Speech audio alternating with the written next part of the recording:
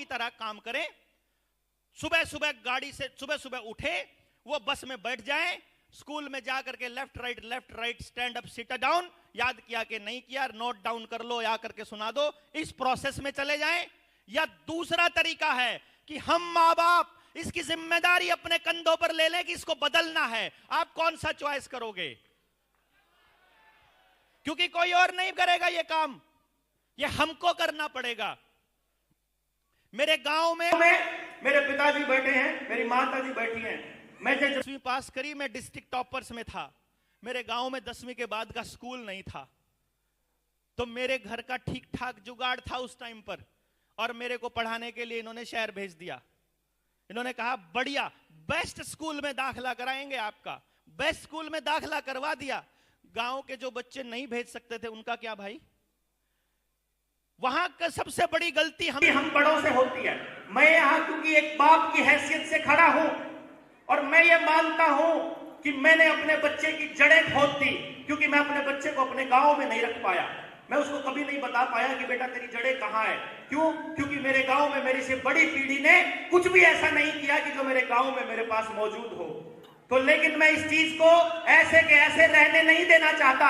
मैं चाहता हूं कि मेरा बच्चा वापस जड़ों की तरफ लौटे, तो उसकी जड़ें वापस वैसी हो कि वो बरगद पाल सके। वरना शहर में रहें तो ठूंठ हो जाएंगे, हम ऐसे ही निर्जीव हो जाएंगे, बीमार पड़े रहेंगे, एक दूसरे से बात करने का जी नहीं करता है। ऐसे हालात वहां पर है। यहां दिल्ली का हाल देखा है आपने? मतलब दिल्ली में रहने वाले लोगों को पता है, वो अपने बच्चों को अपने हाथों से जहर खिला रहे हैं। हर सांस के साथ उनके जहर जा रहा है, और वो अपना गांव छोड़कर आ गए। कोई बिहार से छोड़कर आया, कोई उड़ीसा से, कोई बंगाल से, इस उम्मीद में कि दिल्ली में बढ़िया फैसिलिटी मिलेगी। किस कीमत पर? अरे किस कीमत पर? 5 करोड़ की गाड़ी हो और कमर में दर्द हो, यहां सर्वाइकल हो रहा हो, तो गाड़ी आनंद दे सकती है क्या? इस कीमत पर 5 करोड़ की गाड़ी का कोई औचित्य नहीं है दोस्तों। लेकिन अगर आपका बच्चा हेल्दी है, सही है, लड़ने की उसके अंदर हिम्मत है, संघर्ष कर सकता है, अपना रास्ता खुद ढूंढ सकता है, उसको रास्ता ढूंढने के लिए हम माहौल प्रोवाइड कर सकते हैं, तो पूरा गांव मिलकर अपने बच्चों के लिए वो रास्ता तैयार कर सकता है। लेकिन अकेला माँ बाप कभी भी अपने बच्चों के लिए कोई रास्ता तैयार नहीं कर पाएगा। यहां तक कि इस यात्रा में आपने देख भी लिया होगा, और जिसको समझ में नहीं आ रही हो आगे भी देख लेना, अगले 10 साल बाद देख लेना, आपके बच्चे जैसे जैसे बड़े होते जाएंगे वैसे वैसे बिगड़ते चले जाएंगे। कल मेरी एक मां से बात हो रही थी, मैं आपको बता रहा हूं। वो मां यहां बैठी है, मैं नाम नहीं लूंगा। मैंने उनसे पूछा कल आप आ रहे हैं ना? उन्होंने कहा नहीं, कल मेरे बेटे का यूनिट टेस्ट है। मैंने पूछा कौन सी क्लास में पढ़ता है ऐसा? फिर मैंने सोचा ग्रेजुएशन वगैरह में होगा बच्चा। तो बोली जी दूसरी क्लास में पढ़ता है। मैं कहा दूसरी क्लास में यूनिट टेस्ट है, उसके लिए आप सेमिनार छोड़ दोगे? छोड़ना पड़ेगा जी, मैं काफी दिनों से घर नहीं थी तो इसकी तैयारी नहीं हो पाई। कैन यू इमेजिन मैंने क्या कहा होगा? मैंने उनको सिर्फ इतना ही कहा, तब आपके बच्चे का भविष्य बहुत अंधकार में है।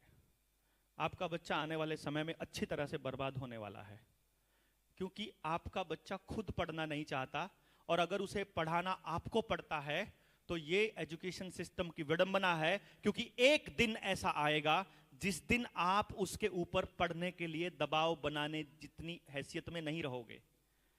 5वीं क्लास तक, 6ठी क्लास तक, 7वीं तक, 8वीं तक तो आप उसको धक्के से किताब पर बिठा सकते हो, याद करवा सकते हो। उसके 2-3 साल बाद तक वो उसका बाप धक्के से बिठा सकता है, क्योंकि वो कहता है बाप से ज्यादा डरता है। मेरे वाला जो मेरे से डरना 7वीं में बंद हो जाएगा, तो पिता से डरना जो है वो 10वीं 12वीं तक हो जाएगा। लेकिन what about when he is turned to 18? 18 का होने के बाद जब वो कॉलेज में जाने लगे, तब उसके अंदर किस चीज की मोटिवेशन बचेगी? आपने सोचा है कभी? सोचा है? अगर उसको अभी जैसे ईशानी बोल रही थी कि मजा नहीं आ रहा है, ट्रिगर नहीं हो रहा है, अच्छा नहीं लग रहा है, तो कैसे करे कोई बच्चा? और सिर्फ एक ही काम करना पड़ रहा है। तो सुरेंद्र है हमारे साथ टीम में, अंबाला से, जंड मंगोली से, पंजाब का साथी। वो अपने गांव में समझाने गया ना इतना बोला। मैंने तो जी भला जी आपके वाली बात नहीं बोली, मैंने तो सीधी देसी भाषा में समझाया गांव वालों को, ऐसे बिठा लिया। मैंने बोला जी तुम्हारा बच्चा कौन सी क्लास में, तुम्हारा कौन सी क्लास में, ऐसा करके मैंने तो ये बोला चलो सोचो, सारे बच्चे, हम बच्चे छोड़ देते हैं, अपन जंगल में रहते हैं और अपन सारे जानवर हैं। उन्होंने कैसा एग्जाम्पल दिया, उन्होंने कहा एग्जाम्पल है आपके वाला बच्चा जो है घोड़ा है, आपके वाला मछली है, आपके वाला हाथी है, आपके वाला, मतलब ऐसे करके अलग अलग जानवर हैं और हम कंपटीशन कर रहे हैं कि सबको पेड़ पर चढ़ना है, देखते हैं कौन फर्स्ट आएगा। तो मछली तो हमेशा यही सोचती रहेगी कि मैं तो बेवकूफ हूं। अगर दौड़ने की रेस लगाएंगे तो वहां तो कोई दूसरा एनिमल पीछे रह जाएगा, अगर जोर की आजमाइश करेंगे तो अलग हो जाएगा। अरे सबको अलग पैदा किया है तो सब एक ही पढ़ाई कैसे पढ़ रहे हैं भाई, एक ही पढ़ाई। अब सोचो, राजस्थान में रहने वाले बच्चे का, राजस्थान में रहने वाला बच्चे की जरूरत हिमाचल में रहने वाले बच्चे की जरूरतों के बराबर है क्या? हाँ बताइए ना, बराबर है क्या? गांव में रहने वाले बच्चे की जरूरत और शहर में रहने वाले की अलग है, सेम है कि अलग है? अलग है। वहां भी अलग है। गोवा वाले की और हरियाणा वाले की अलग है कि सेम है? अलग है। पढ़ाई तो सेम पढ़ रहे हैं। और कमाल की बात, उस पढ़ाई का डिजाइन किसने किया? पता चले कि डिजाइन किया बोर्ड ने। कौन से बोर्ड ने? सीबीएसई ने, हरियाणा बोर्ड ने। अच्छा, बोर्ड ने डिजाइन कर दिया। बोर्ड का मेंबर कौन सेलेक्ट करता है? सरकार। सरकार को कौन सेलेक्ट करता है? पॉलिटिकल पार्टियां। पॉलिटिकल पार्टियों को कौन फंडिंग देता है? बाजार। और बाजार को कौन मैनेज करता है? तो पता चलता है कि भाई पूरी दुनिया के एजुकेशन सिस्टम को एक ही फाउंडेशन संभालती है। पूरी दुनिया की यूनिवर्सिटीज का, कॉलेजेस का, स्कूलों का सिलेबस करने का काम उसी एक फाउंडेशन, एक परिवार का है, जिसके जो पूरी दुनिया के तेल कुओं का मालिक है, जो पूरी दुनिया की फार्मा कंपनियों का मालिक है, जो पूरी दुनिया की ऑटोमोबाइल का मालिक है, जो पूरी दुनिया की फर्टिलाइजर्स का मालिक है, जो पूरी दुनिया में कैंसर अस्पताल और हार्ट अटैक की मशीनों का जिसने पेटेंट लिया हुआ है, और उस परिवार का नाम है रॉकफेलर फाउंडेशन। आप जाकर के देखो, पता करो, ये जितनी भी बड़ी बड़ी ऑक्सफोर्ड, जितनी भी फलाना ढिमकाना, जिनको दुनिया की टॉप यूनिवर्सिटीज बोलते हैं, सबका वही फंडिंग एजेंट है। सारी की सारी साइकोलॉजी की जितनी भी रिसर्च होती है, सबको वो फंडिंग करता है। वो वही रिसर्च, अरे जो उन्हें फंडिंग की है, तो रिसर्च पेपर लिखने वाला उसकी मर्जी के बाहर की कोई लाइन लिख देगा क्या? और वो फिर अखबारों में बड़ा छपता है, ऐसी रिसर्च चलाई फलानी यूनिवर्सिटी ने, ऐसी रिसर्च आई फलानी यूनिवर्सिटी की, और हम उसको सच मान लेते हैं। हम उसको सच मान लेते हैं। ये कह रहे हैं एआई का जमाना है, अब नौकरियां खत्म होने वाली हैं, अब ये होने वाला है, हमें टाइम के साथ बदलना पड़ेगा। वो कह रहे हैं पहले कैमरा आता था, मोबाइल आ गया, समय के साथ बदलना पड़ेगा। अरे समय के साथ बदलना पड़ेगा। आदमी रोटी खाता था, रोटी खाने की बजाय गू खाना शुरू कर देगा क्या? रोटी ही खाएगा ना। रोटी खाते समय रोटी खाएगा तो वो अनाज की पकेगी, अनाज तो खेत में से आएगा, खेत में से किसान ही चलाएगा, लेकिन चलाते समय उसका खर्चा होगा कि नहीं वो तय करेंगे।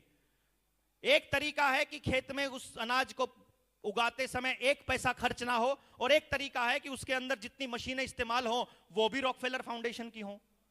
आपको पता चलेगा, ट्रैक्टर की एजेंसियों की पता करो किसकी है, उसका पेटेंट किसके नाम है, जितनी बीज बोने वाली मशीनें हैं, जितनी खेतों में आज चल रही है, वो किसके नाम पेटेंट है पता तो करो। उसका हर सेकंड चलाने का रुपया किसकी जेब में जाता है? आपके गांव की जेब में नहीं जाता है। एक रास्ता है, सारा गांव अपना पैसा अपने गांव में ही सर्कुलेट करना स्टार्ट कर दे। इसमें गांव की समृद्धि है, या हम सारे लोग मिल करके अपनी कमाई को कंपनियों की हाथ में झोंकते रहे, इसमें समृद्धि है? बताना, आपस वाली है कि कंपनियों वाली? तो आपस वाली व्यवस्था कंपनियां बनने देंगी पार्टियों से, सरकारों से? आपस वाली व्यवस्था नहीं बनने देंगे ये। इसके लिए तो आपको अपनी व्यवस्था बनानी पड़ेगी, और उसके लिए व्यवस्था बनाने के लिए आपको खड़ा होना पड़ेगा। और जो हमारे बच्चों के भविष्य के साथ खिलवाड़ करेगा, जो हमें हमारी व्यवस्था बनाने में रुकावट पैदा करेगा, वो दुश्मन है हमारे बच्चों का। और हम अपने दुश्मन के साथ क्या करते हैं, ये भारतवासियों को बताने की जरूरत नहीं है। उनको कुचल देना पड़ेगा हमको, कि जो भी सामने आ जाएगा, अपने बच्चों की व्यवस्था हमको खुद बनानी पड़ेगी। लेकिन वो कैसे बनाएंगे? आप तो गांव में से कोई 2 लोग आए हैं, कोई 4 लोग आए हैं, कोई 10 लोग आए हैं, कोई 50 लोग आए हैं। आप कैसे बनाओगे? जाकर गांव वालों को कैसे समझाओगे? जाकर क्या कहोगे? लो बलहारा जी की वीडियो देख लेना, तुम्हें समझ में आ जाएगा। ऐसे कहोगे किसी के पास समय नहीं है 2-2 घंटे सुनने का, किसी के पास समय नहीं है। और मेरे को मैसेज आते हैं, बलहारा जी वीडियो थोड़ी छोटी बनाया करो। मैंने कहा कितनी छोटी बनाऊं? बोला जी बस 3 मिनट में निपटा दिया करो। मैंने कहा 3 मिनट छोड़ो, तुम्हारे बच्चे तो 30 सेकंड पे आ चुके हैं, वो तो आगे 10 सेकंड पे आ चुके हैं रील्स में, वो तो ऐसे चलते हैं उनका तो हाथ। बात जो बताने की है वो बात दिखाने की अलग होती है, बताने की अलग। और जो बताने की बात है उसमें समय लगता है, वो अपना समय मांगती है। अगर वो समय नहीं दिया जाएगा कुछ भी हासिल नहीं होने वाला, कुछ भी हासिल नहीं होने वाला। ये सारे लोग जो बैठे हैं ना, इनमें से 50% से ज्यादा लोग वो हैं जो 3-3, 4-4, 5-5 घंटे बैठ करके सुना है। जिन्होंने सुना है, आपने ये प्रॉब्लम कितनी है, किस किस को मालूम है इस पूरे के पूरे खेल का? ये लोग हैं, इसीलिए यहां तक आ पाए हैं। और वो लोगों को जाकर गांव में कहो कि बच्चों की एजुकेशन के लिए एक सेमिनार होने वाला है, अरे किस पे टेम है, आज तो ब्याह का साया गणा है, आज तो गणे ब्याह रहे हैं। लेकिन नहीं, मैंने कहा भाई मेरे से ज्यादा सोशल कौन होगा? मेरे से ज्यादा भी तुम्हारे पास आए होंगे क्या, कार्ड आ रहे होंगे क्या? इतने कार्ड तो किसी के भी नहीं आते होंगे। पर भाई हमने एक ही हाथ जोड़ के ये कह रखा कि देख भाई 2 रास्ते हैं, या तो आप लोगों को खुश करने के लिए आपके ब्याह शादी आपकी मरगत में जानते रवा। इतने हैं लोग जानकारी में कि रोज की रोज किसी की मरगत में, किसी के ब्याह में जाना पड़ेगा। अब इतना तो 2 नंबर का पैसा भी नहीं कमाते कि उनके लिए इतना तेल फूके और रोज जाकर के इतना कन्यादान डाले।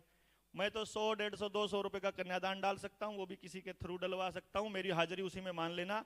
मैं आपके पास नहीं आ पाऊंगा। इसमें आप मुझे एंटी सोशल बोल सकते हो, लेकिन इससे ज्यादा जरूरी है कि मैं अगली पीढ़ी की लड़ाई लड़ रहा हूं। उसमें हो सकता है मैं उस टाइम किसी गांव में हूं, किसी मीटिंग में हूं, किसी ट्रेनिंग में हूं, मैं यही करना चाहता हूं। अब आप गांव वालों को समझाओगे कैसे? मुझे बहुत से साथियों ने बोला कि भाई देवेंद्र भाई प्रॉब्लम बड़ी है, समझ में नहीं आ रहा है क्या करें, हमको हमारे गांव के लोगों को समझाना है। अगर समझाना है तो भाई पहले तो समझना पड़ेगा, आपको उस लेवल पर जाना पड़ेगा जिस लेवल से उठ करके आज इस ताल कटोरा स्टेडियम को आपने खचाखच भरने की पोजीशन तक आए हैं। वो पोजीशन क्या थी मैं आपको बताता हूं। आप हैरान होंगे, जब मैंने 2012 में नौकरी छोड़ने का ऐलान किया, मतलब फैसला लिया, तो मेरी फैमिली में कोई भी मेरे फैसले के साथ नहीं था। फिर भी उन्होंने जैसे कैसे मन से मुझे अलाउ किया कि चलो तुम्हारा जब बहम उतर जाएगा तब देख लेंगे। तो हमने फिर जो रिसर्च करी थी उस रिसर्च को प्रैक्टिकल प्रूव करके दिखा दिया। जब वहां अपने चंडीगढ़ के अंदर, चंडीगढ़ में हमने क्या किया था, चंडीगढ़ में हमने बड़ा यूनिक सा एक्सपेरिमेंट किया था। सभी माँ बाप का एक ही सवाल था, हमारे वाला निकम्मा है, हमारे वाला अच्छा नहीं है। मैंने कहा ठीक है हम मान लेते हैं, लेकिन एक काम करते हैं, हमारे चैलेंज प्रोग्राम में आना। हमने एक चैलेंज प्रोग्राम दिया, doctor Dev's challenge program from lowest scorer to the highest achiever. हमने पहले ही तय कर दिया कि आप अपने स्कूल का सबसे कमजोर बच्चा हमको दे दीजिए, जो आप अपने स्कूल का सबसे वीक बच्चा मानते हैं वो हमको दे दो। अगर हम 1 साल में कुछ भी इस पर काम नहीं कर पाए, या जितने प्रतिशत इस पर काम कर पाएंगे, इसका मतलब है कि हम पूरे के पूरे समाज में उससे ज्यादा कर पाएंगे। भाई सबसे कमजोर पे जितना कर सकते हैं, बाकी सारे तो उससे बेटर है ना। इसका मतलब हम उससे अच्छे रिजल्ट लेकर के आएंगे। तो हमें अपनी कैपेसिटी को चेक करना था, हमें अपने टैलेंट को और अपने विद्या को चेक करना था कि क्या ऐसा हो सकता है, रीजन क्या है। मैंने अभी तक जितने पेरेंट्स देखे या जितने टीचर्स देखे, उन टीचर्स का एक डायलॉग मैंने देखा है खूब। वो डायलॉग क्या है कि हम क्या इसके दिमाग में मतलब डाल सकते हैं कोई चीज, मतलब हम इसके दिमाग में कैसे डालें? हम तो केवल पढ़ा सकते हैं, घोट के थोड़ी पिला देंगे इसको। लेकिन मेरे पास एक टेक्निक है जिसकी मदद से मैं बच्चे के दिमाग को स्टडी कर सकता हूं ये बता सकता हूं इसके दिमाग में इतनी खिड़की, इतने दरवाजे हैं, इतने बड़े बड़े हैं, ये वाली बात इस दरवाजे से घुसेगी, ये वाली बात इस दरवाजे से, ये इस खिड़की से, ये यहां से बाहर निकल जाएगी, ये इस तरह से बाहर निकलेगी, इसका ये तरीका है, इसका ये तरीका। बच्चे को समझने का कुदरत ने मुझे टैलेंट दिया, मुझे इसका प्रैक्टिकल देखना था। अब इसका प्रैक्टिकल सबसे कमजोर बच्चे पर देखना आसान है। कमजोर बच्चों पर हमने देखा, हमने स्कूल को चिट्ठी लिखी, स्कूल को बोला अपने स्कूल का सबसे निकम्मा बच्चा आप हमको दे दीजिए, जिसको आप कहते हो सबसे निकम्मा। मेरी तरफ से वो हीरा है, परमात्मा ने उसको कोई ना कोई टैलेंट देके भेजा है, सिर्फ उसकी पोजीशनिंग करनी है, तो उसका इस्तेमाल देखना है कहां है। तो आप एक काम करिए, मुझे सबसे कमजोर बच्चा दे दीजिए। यदि हम उस पर कुछ काम कर पाए तो अगले बच्चों के हित में हमें पता चल जाएगा। 18-20 बच्चे हमने स्टार्ट किए थे, हमने मीडिया के सामने 20 बच्चे रखे पहले साल कि देखो ये वाले 20 बच्चे हैं, फिर मत कहना कि कोई और बच्चा हमने ला करके आपके सामने रख दिया। 1 साल तक हमने उनके ऊपर काम किया, 18 बच्चों ने सेशन कंप्लीट किया। And you will be surprised and happy to know 18 के 18 बच्चे, तीनों सबसे मुश्किल subject physics, chemistry and maths में स्कोर किया 100 आउट ऑफ 100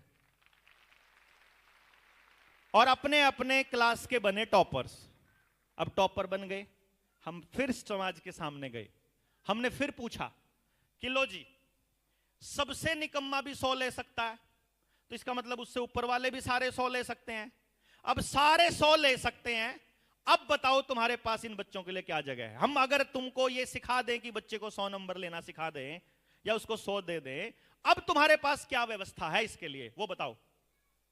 समाज के पास तो कोई व्यवस्था नहीं है, सिस्टम के पास कोई व्यवस्था नहीं है, ये व्यवस्था कौन बनाएगा? जबकि मैं ये कह रहा हूं कि सब बच्चे पढ़ने के लिए नहीं बने, केवल 15% बच्चा पढ़ने के लिए बना है, 10 से 15 इतनी ही सीट अवेलेबल है। आगे आप चेक करो, जितने बच्चे +2 करते हैं, उस जितना बच्चा पूरा +2 में पास होता है 12वीं में, उसका 15% ही सीट है आगे कॉलेजेस में। 85% का रहना तय है, कंफर्म, अंडरस्टूड। उसके बाद जितना कॉलेज में एडमिशन है उसका 15% नहीं है आगे। एमएससी में, मास्टर्स में इतनी डिग्री, इतना स्पेस नहीं है। अगर एक कॉलेज के अंदर 4 सेक्शन 5 सेक्शन अगर ग्रेजुएशन के होते हैं तो एक ही सेक्शन मास्टर्स का होता है, ज्यादा ज्यादा 2 सेक्शन होते हैं। क्यों जी डॉक्टर साहब? ठीक है।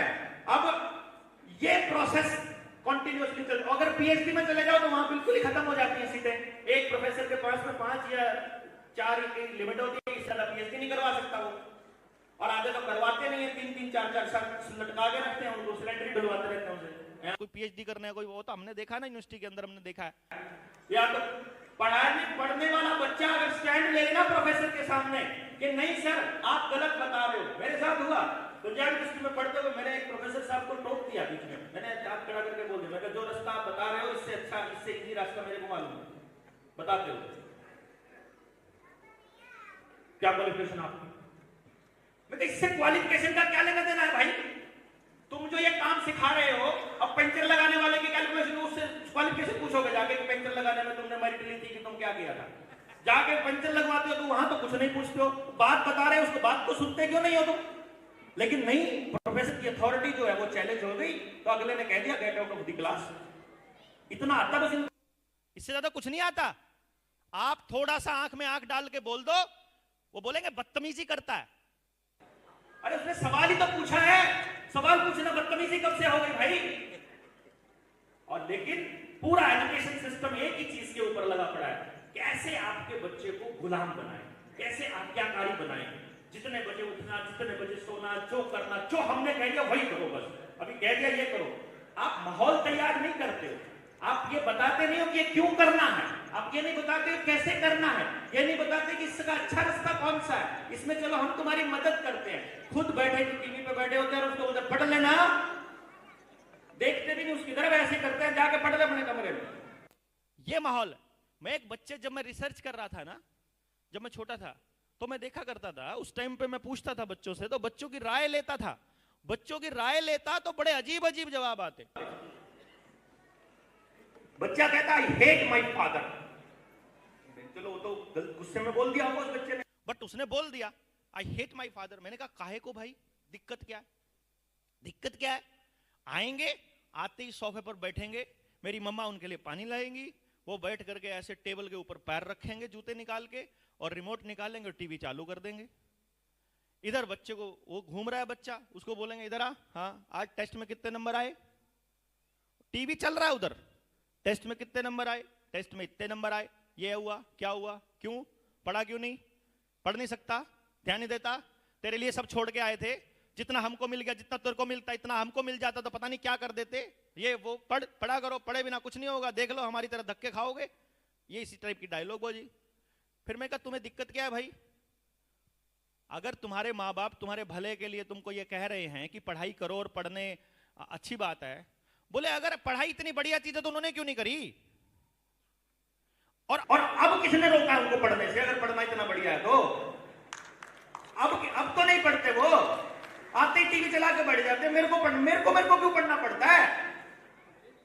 मेरी माँ मोबाइल पे लगी पड़ी, मेरा बाप टीवी पे लगा पड़ा है, वो कोई अपनी मर्जी का काम कर रहे हैं, मैं अपनी मर्जी का क्यों नहीं कर सकता? मेरे को पढ़ने के अलावा और कोई काम ही नहीं है मेरे पास। घर में छोटा सा घर बना दिया, कबूतर खानों में रहने लग गए हम, 20-20 मंजिला, और बड़े राजी होके कहते हमने फ्लैट ले लिया। और उनको ये नहीं पता, उनको हवा बेच दी डीलर ने, मतलब अपने गांव की जमीन बेच के हवा में ले लेते हैं कुछ भी, एक 4 दीवारी, और फ्लैट कहते हैं उसको। बड़े राजी हो रहते हैं। उनको अपने बच्चे को धूप नहीं दिला सकते उस कमरे के अंदर, शुद्ध हवा नहीं मिलेगी उसके अंदर कभी भी, चारों तरफ ची ची ची ची पी पी रहता है। कॉलोनी के अंदर कोई खेलने का स्थान नहीं है, एक दूसरे को नंबर से जानते हैं, शर्मा जी 536 वाले, वर्मा जी 332 वाले, कुछ नहीं, मतलब कोई भाईचारा नाम की चीज नहीं है। बीमार पड़ जाओ तो ड्राइवर नहीं मिलता है गाड़ी लेके जाने के लिए, घर में गाड़ियां 2-2 खड़ी पड़ी हैं, कोई रिश्ता नहीं, कोई जानकारी नहीं, और सबसे बड़ी बात अपने बच्चे का कोई भविष्य नजर नहीं आ रहा। सबसे कमाल की बात ये कि एक ऐसी दौड़ में दौड़ रही है, सुबह उठ के करेगा क्या? फर्स्ट आना है, जाएगा कहां फर्स्ट आकर के? अरे फर्स्ट आने के बाद भी रहना तो समाज में ही है, फिर तो ब्याह भी जिससे करना है फर्स्ट वाली ढूंढनी पड़ेगी, वो तो इसी समाज की ढूंढनी पड़ेगी। क्या पता वो आखिरी नंबर पे, फर्स्ट आड़े को आखिरी वाली मिल जाए, फिर जूत बजेगा। अरे ये सामाजिक असमानता में कब तक जिएंगे हम?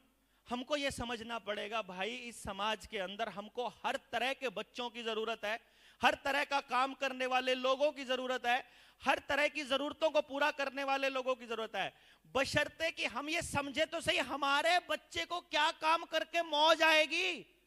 मौज, जो मैंने अपने बच्चे को बोला था ना कि बेटा तुझे मौज करनी है, वो बोला मेरे को कैसे पता चलेगा?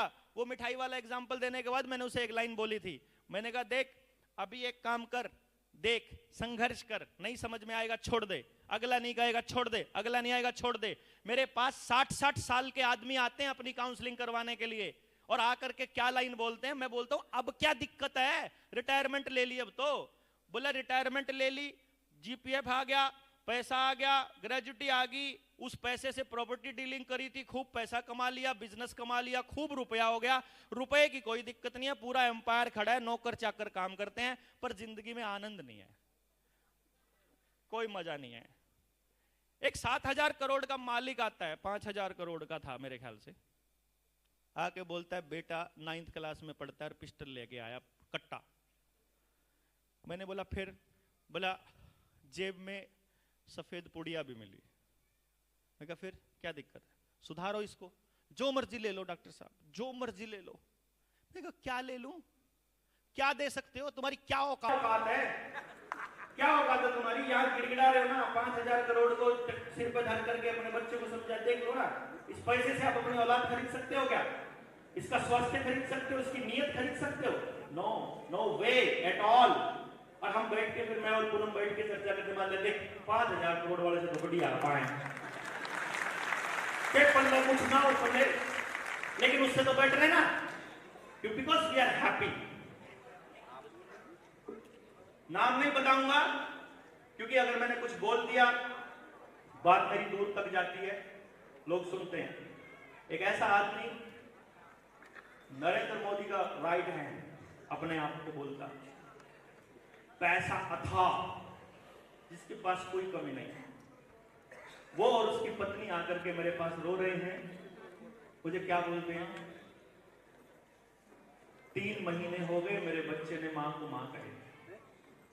इकलौता बेटा है, एम्पायर हजारों करोड़ का है, बात नहीं करता है, घर में आता है अपने कमरे में घुस जाता है, घर में ही नहीं घुसा रहता है, सुबह उठता है, मां के हाथ की रोटी नहीं खाता है, बाप से बात नहीं करता है। रिश्ते टूट चुके हैं, अब जिंदगी जीने का कोई मन नहीं है।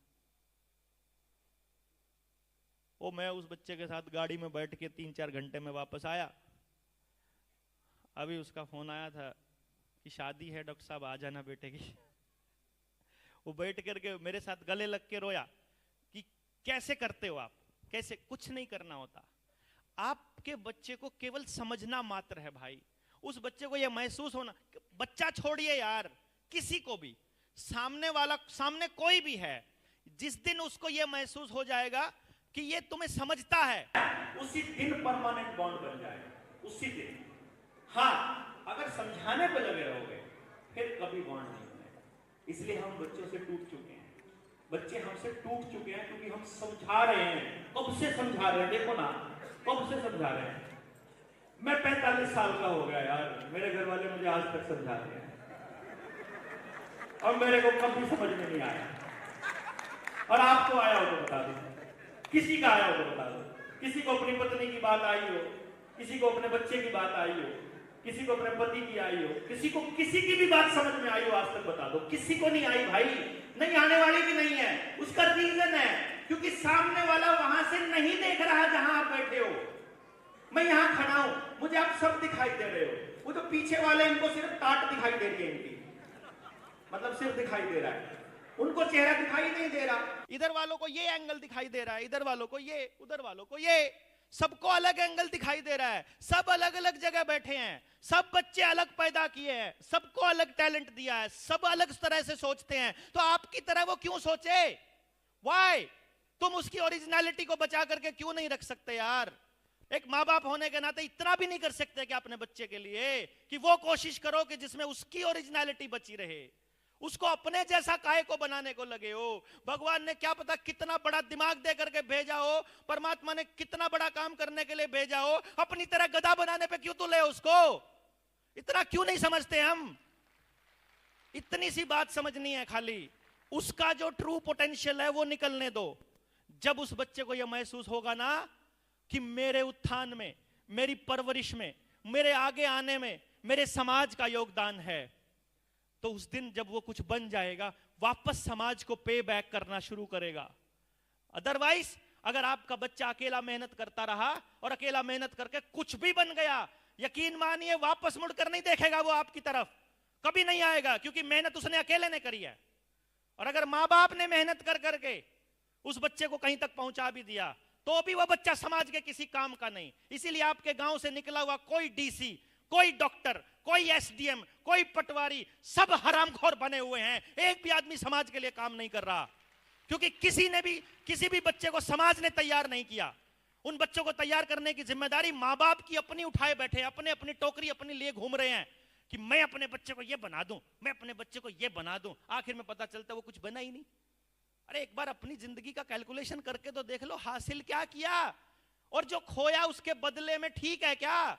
जो सेहत खोई, जो परिवार खोया, जो समाज खोया, जो भाईचारा खोया, जो अपराध कमाए, वो सही थे क्या? वो कीमत सही है क्या इतने के बदले में? अगर वो कीमत नहीं है ना, तो भाई एक बार रुक जाओ, एक बार तय कर लो ठीक रास्ते पे हो कि गलत पे हो। और अगर गलत पे हो और अंदर से मानते हो कि गलत पे हो, तो एक बार बैठ के सोच लो सही रास्ता कौन सा है। सही रास्ता, वो सही रास्ता एक ही है, बस आपका एक ही काम है। माँ बाप उस दिन मर जाता है जिस दिन उसका बच्चा पैदा होता है, तब वो माँ बाप हो जाता है, और उसका एक एक पल, एक एक मिनट उस बच्चे के लिए होती है, ना कि उस बच्चे को पढ़ाने की, ना उस बच्चे के लिए वो समाज तैयार करने की जिसमें वो बच्चा सुरक्षित महसूस कर सके। वो कुछ भी काम ना कर रहा हो तो भी उसको रोटी, कम से कम वो भूखा ना मरे, तो उसको रास्ते पे चलते हुए इतना डर ना हो कि उसे कोई उठा ले जाएगा, उसको कोई मार देगा। ऐसे समाज के निर्माण करने का काम हमारा है एज अ पेरेंट। और उस काम को करने की शुरुआत करने वाले लोग यहां से आगे हमारे साथ चलेंगे। जिनको लगता है हम गलत रास्ते पर हैं, अपनी राम राम भाई, समझे नहीं बात? जो इस रास्ते पर चलेंगे, उस रास्ते पे आपको जो करना पड़ेगा, शिक्षा, स्वास्थ्य, न्याय, राजनीति, खेती, धर्म, जिस पर जैसे बात करनी पड़ेगी। फर्क सिर्फ एक ही है, हम लड़ाई लड़ेंगे अपने बच्चे के सच की, और सच की लड़ाई में एक ही नियम है, वो किसी का भी नुकसान नहीं कर सकता, किसी का भी। मेरे बच्चे का फायदा अगर किसी भी बच्चे का नुकसान करके हो रहा है, वो झूठ है, वो चोरी है, वो गलत है, वो अधर्म है। अगर हमको धर्म के रास्ते पर चलना है तो उसका एक रास्ता है, किसी भी आदमी के लिए अंदर में नफरत नहीं हो सकती, किसी भी आदमी को पीछे छोड़ने का विचार नहीं हो सकता, क्योंकि हम केवल तब जीतेंगे जब हम सब जीतेंगे। हमारा एक ही है, हम केवल तब जीतेंगे जब हम केवल तब जीतेंगे जब सब जीतेंगे, सब। और उसके लिए तब तक ये कोशिश करती रहनी है। जरूरी नहीं है कि इस जीवन में, इस लाइफ टाइम में हम ये सब कर पाएंगे, कोई जरूरी नहीं है। कोई भी आदमी अपना काम पूरा नहीं कर पाया। बाबर ने जो किया, अशोका ने जो किया, राज कर गए, वो चले गए, सब खत्म हो गए। उनका वंशज भी आज कोई नहीं पड़ा आपके आसपास मिलेगा, कोई नहीं कहेगा मैं बाबर का पड़पोते का पड़पोते का पड़पोता हूं, कोई नहीं कहेगा, सब खत्म हो जाएगा। आप सबने भी जाना है एक दिन, रास्ता है, छोड़ कर क्या गए, लेगेसी क्या छोड़ कर गए? जो बर्बादी चल रही थी उससे मुंह मोड़ करके शहर भाग गए थे क्या? वो जो बर्बादी गांव में हो रही थी उससे मुंह फोड़ करके मतलब कोसते रहते थे क्या? हमको मालूम नहीं है। और सारी की जड़ में एक ही चीज है, नॉलेज, समझ। वो समझ कहां से आएगी? चर्चा करनी पड़ेगी भाई, चर्चा तो होती ही नहीं ना, स्कूल में होती, स्कूल में भी डेक्लेमेशन। मेरा बेटा, मैं आपको बताता हूं यार, कमाल की बात है, कोरोना चल रहा था, कोरोना चलते चलते उसका फोन आया मेरे पास, वो सैनिक स्कूल में था कुंजपुरा।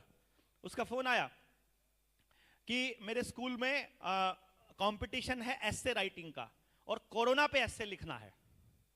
मैं कहा देखो क्या माइंड प्रोग्रामिंग है, मतलब उस पे पूरा का पूरा डिटेल वो दे रहे हैं जो ऑनलाइन गूगल पे या सर्च इंजन पे मौजूद है। तो मेरे से बात कर रहा है, पापा आप जो कह रहे हो वो तो कहीं पे नहीं है गूगल पे, वो तो कह रहे हैं तो कॉन्स्पिरेसी है। मैंने कहा एक काम करो बेटा, कुछ मत करो, ज्यादा कैलकुलेशन में मत पड़ो, तुम्हें ऐसे लिखना है, तुम एक कैलकुलेशन करो कि 2017 में कितने लोग मरे, 18 में कितने मरे, कौन कितनी बीमारी से मरा, कौन कितनी बीमारी से, कौन किस तरह से मरा, किसका क्या रहा, और उसके लिए सरकारों ने क्या क्या प्रयास किए, सिर्फ चेक करो। उसने मुझे वो डिटेल भेजी ना, यू विल बी सरप्राइज्ड। मेरे को नहीं उस दिन आइडिया था, वो उसने मुझे भेजा। उसने मुझे भेजा कि अपने देश में 24 लाख बच्चा 5 साल से कम उम्र का केवल 3 कारणों से मर जाता है 5 साल से पहले, या तो इलाज ना मिलने की वजह से, या फिर कुपोषण की वजह से, या गलत इलाज हो जाने की वजह से। मैं हैरान था, ये डेटा किसी के पास नहीं है, कोई आंकड़े को शेयर नहीं कर रहा है, कहीं डिस्कशन में नहीं है। तो बोला पापा मैं लिखूं क्या इसको? मैंने कहा तुम्हारे पास 2 चॉइसेस हैं बेटा, फर्स्ट आना है तो तुमको वही लिखना पड़ेगा जो सिस्टम चाहता है, तुमको उसी तरह का लिखना पड़ेगा, और मीठे मीठे शब्दों में लिखना पड़ेगा कि सरकार ने बहुत अच्छा काम कर दिया इसमें रोकथाम के लिए, क्योंकि सरकार बहुत अच्छा काम कर रही है। वो कह रही है कि आपको कैंसर का इलाज खुद कराना पड़ेगा, बुखार का इलाज खुद कराना पड़ेगा, आपको डायबिटीज का इलाज खुद कराना पड़ेगा, आपको और हार्ट के पेशेंट हो तो वो सारे इलाज खुद कराने पड़ेंगे, लेकिन कोरोना से नहीं मरने देंगे आपको। बाकी सारे इलाज में आपको चाहे जमीन दिख जाए, कोई चक्कर नहीं, आप कर्जे में हैं तो आपको चाहे सुसाइड करना पड़े, वो उसकी टेंशन नहीं।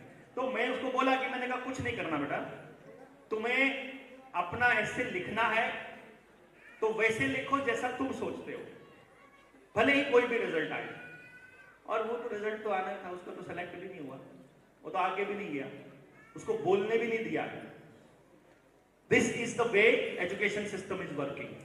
आपके बच्चों को माइंड प्रोग्राम करके वो सब कहलवा रहे हैं जो वो चाहते हैं। सही है क्या? सही है क्या? अब आपको यदि अपने बच्चे के लिए कोई माहौल तैयार करना है, पहला आपको पहले अपनी समझ बढ़ानी पड़ेगी। बताइए, पहले अपनी समझ बढ़ानी पड़ेगी। अपनी समझ बढ़ने के बाद अपने आसपास के लोगों से बात करनी पड़ेगी, और जब आसपास के लोगों से बात करोगे ना तो एक ही जवाब आएगा, जो मुझे उस गांव वाले ने जिया था पहली बार जब मैं अपना इंस्टीट्यूट बंद करके चला। जैसे क्या होता है, 2008 में मैं नौकरी लगा, 2012 में मैंने नौकरी छोड़ दी, सॉरी 4 में लगा, 8 साल करके, और 12 में छोड़ दी। अच्छा, 12 में छोड़ने के बाद 2016 में मैंने अपनी पत्नी को बोला कि पूनम, ये इंस्टीट्यूट तो समाज में कोड हैं, ये तो बच्चों को बर्बाद कर रहे हैं, ये तो बच्चों को और कंपटीशन में लेके जा रहे हैं, ये तो पूरे के पूरे लोगों की उनकी पूंजी को खींच करके बर्बादी की तरफ लेके जा रहा है। ऐसा है जैसे सारे अपने नहू की कमाई और उठा के नाले में फेंक रहे हों, क्योंकि 99.99% बच्चों का तो फेल होना तय है। तो मैंने कहा ये इंस्टीट्यूट तो बर्बाद करेंगे, आज जाके गांव वालों को समझाएंगे और बात करेंगे। बोली अब नया दौरा पड़ गया तेरे को, पहले नौकरी छोड़ने का दौरा पड़ा था, अब गांव को समझाने का। अब मुझे बोलती कोई सुनेगा? मेरा एक ही जवाब था और आज भी मेरा यही जवाब है। जब भी वो मुझसे पूछती है कि क्या नतीजा रहा, मैं उसको एक ही लाइन बोलता हूं, मैं नतीजे के लिए काम नहीं कर रहा पूनम, मैं काम कर रहा हूं कि मुझे आज जो करना चाहिए वो सही है या गलत है। अगर मैं गलत कर रहा हूं तो नहीं करूंगा, और सही है तो करूंगा, चाहे नतीजा जो मर्जी हो। तो पहुंच गया जी, गांव में पहुंचा। अब कोई जानता नहीं, क्योंकि गांव छोड़े हुए अरसा हो गया। करनाल के एरिया में तो लोग जानते थे, वहां तो सब पता था, लेकिन उधर चंडीगढ़ कोई जानता नहीं था। पर मैं तो सुबह उठता, सोमवार की छुट्टी कर दी शुरुआत में, मुंह जिधर की तरफ मुंह हुआ गाड़ी का निकल गया। जहां 8 बज गए वहां सरकारी स्कूल के टीचरों से बात करनी शुरू करी। जब उसके बाद उनसे बात कर ली, उसके बाद प्राइवेट स्कूल्स जितने मिले, फिर गांव का सरपंच मिला, फिर देखा कि बात बन नहीं रही। क्योंकि 2015 में मैंने एक ट्राई किया था, 15 में मैं नरेंद्र मोदी साहब से मिला था और उनसे पूछ करके मैंने ये कहा था कि भाई हमारे पास एक ऐसी विद्या है जिसकी मदद से हम सब बच्चों का टैलेंट बता सकते हैं। भाई मुझे और तो कुछ नहीं पता, देखो आपके आने से मुझे इतना हौसला हो गया। सारे देश में सरकार कुछ करे या ना करे, जितने लोग यहां बैठे हैं, अगर इतने लोगों के प्रयास के बाद अगर अगले साल या 2 साल में हम पूरे भारत के लिए कोई आशा की किरण खड़ी नहीं कर पाए, तो इतना तो है कि हम सब लोग तो मिलकर के एक यूनिवर्सिटी अपनी खोल ही सकते हैं कि नहीं खोलते? भाई बाकी तो जाओ, कहीं भी जाओ, हम तो कर ही सकते हैं अपने बच्चों के लिए। भाई मुझे सबका टैलेंट पता करने का पता है। मैं ये कह रहा हूं, हम सभी बच्चों को क्या काम करने के लिए परमात्मा ने पैदा किया है, इसका पता लगाने के बाद उसको तैयार करने की प्रोसेस में शामिल कर लेते हैं और सबके लिए जीवन का एक आधार तैयार कर देते हैं। तो ये वाली बात मैंने जब मोदी साहब को बोली कि भाई कौशल विकास योजना चालू करी है आपने, PMKVY चालू किया था, तो मैंने कहा कि कौशल तो पता नहीं है हमको, तो कौशल विकास कैसे करेंगे? तो उन्होंने कहा कि अफसरों को मिलने के लिए दिया, और कुल मिलाकर के मैं फिर स्मृति ईरानी से भी मिला, वो मैंने अपनी वीडियोस में खूब बोला हुआ है, तो आप सुन सकते हैं बड़े आराम से वहां पे। लेकिन अल्टीमेटली मुझे ये समझ में आया कि किसी MLA, MP, CM, PM या तहसीलदार, मास्टर, सबको में से किसी को ये नहीं पड़ी है कि आपके बच्चों के लिए वो कुछ करे। उनको अपनी नौकरी करने से मतलब है, वो अपने टाइम पर आते हैं, टाइम पर जाते हैं, जो ऊपर से आदेश है गुलाम की तरह वो उसको फॉलो करके अपना कर देते हैं। उनको आपके बच्चे से कोई लेना देना नहीं है। अब वो क्यों करेंगे आपके लिए? अब आप कैसे करेंगे? आपके पास तो समझ होनी चाहिए। समझ देने का काम आपको बचपन से किसी ने दिया ही नहीं, क्योंकि बचपन से तो वही है, उस माँ की तरह पेपर की तैयारी कराने में ही सारी जिंदगी बीत गई, सारे माँ बाप की सारे एग्जाम की तैयारियों में ही गुजर गई। तो समझ कैसे देंगे?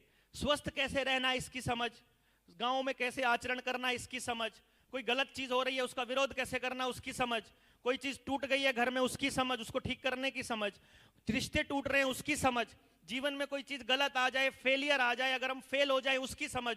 कोई समझ देने वाला काम तो हो ही नहीं रहा है समाज के अंदर। तो फिर किसी को मालूम, और उनको ये पता है कि जिनके बच्चे बर्बाद हो रहे हैं, अगर वही सो रहे हैं तो हमने क्या ठेका ले रखा है। तो